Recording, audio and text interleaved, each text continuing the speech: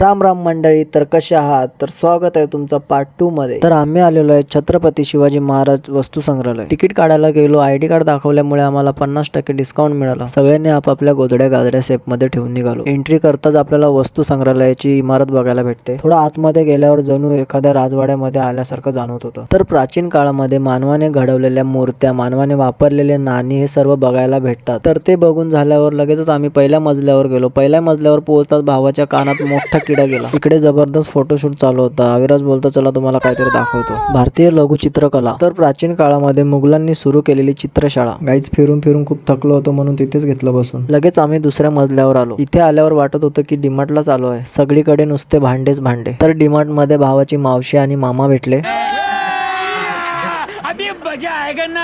बघा गाईज, म्हणून मी यांना कुठे घेऊन जात नाही, पण काय करणार, मित्र आहेत ना. फायनली आम्ही त्या मडक्याला घडवलं. तर गाईज, काकांना बाय करून मी इथे थांबतो. तर व्हिडिओ आवडला असेल तर कमेंट करा आणि पार्ट 3 बघण्यासाठी आपल्याला फॉलो करा.